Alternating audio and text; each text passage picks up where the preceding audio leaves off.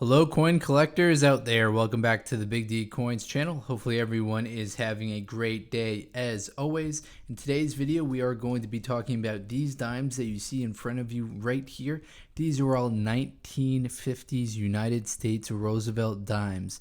Yes, these are the 90% silver coins, so even in a very worn out condition, these coins are going to be worth some money to them. But in today's video, we are going to be focusing on the rarest and the hardest of them to find. So that should make for some pretty interesting video. So these coins are broken out. You can see on the bag, we have the date 1951. There are 7 Philadelphia in here, 2 Denver, and 1 San Francisco. So we got 51, 52, 53, 4, 5, 5 and 6 are in one because 1955 is a very rare year. 1957, 58, and 1959. I am going to pull this one right here. This is the 1955 and 1956. I'll open it up for you and we'll get into the content of today's video. Now, as I mentioned, 1955 is going to be the hardest to find year in this entire series. In the year 1955, there were just 12,450,000 of these that were made at the Philadelphia Mint, and there were 13,959,000 that were made at the Denver Mint. Now, this bag is a mix of 55s and 56s. The 56s are a lot more common. There are 108 million of them made at the Philadelphia and 108 million made at the Denver Mint.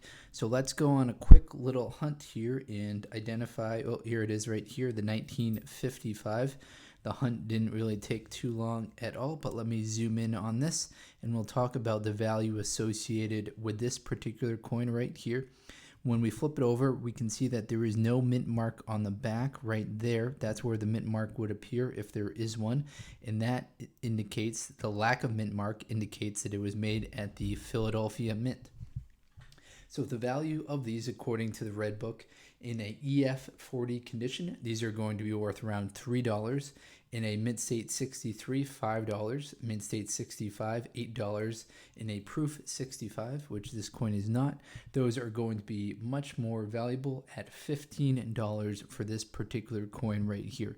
So if you've got a Proof 65, a well-struck proof coin that could be graded, Mint State 65, so 65 out of 70, that coin is going to be worth $15.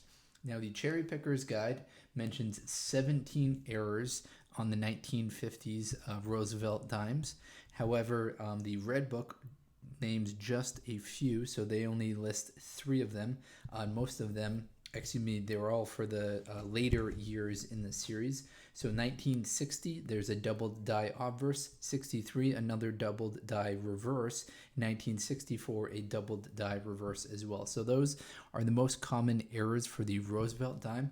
But let's get into some of the more particular ones that the Cherry Picker's Guide lays out for the 1950s. So in 1950, we'll just kind of quickly describe what we're looking at as far as those era coins that exist. So 1950 Denver Mint, there is a repunched mint mark. 1950 Denver Mint, there's also a doubled die reverse. The doubled die reverse for the 1950 D, what you want to look for there is strong doubling. I'll move this aside so I can kind of describe what to look for the double die reverse for the 1950 Denver Mint. So strong doubling is evident on the E pluribus unum, so that Latin phrase that you see right there, meaning one out of one many.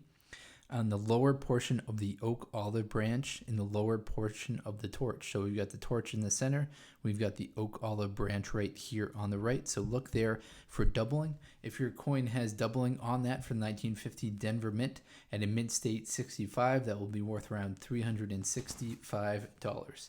Some of the other more valuable ones that are out there are the 1954 S repunched mint mark. So as I mentioned, all these ones are Philadelphia Mint. But if you have a S right there for 1954 San Francisco Mint, there are some known errors where there's a secondary S mint mark that are evident northwest of the primary S. So go up and then left, that is northwest, and that's very slightly south of the primary S. So there's doubling that appears for the 1954S repunched mint mark, and that's on the San Francisco Mint coin.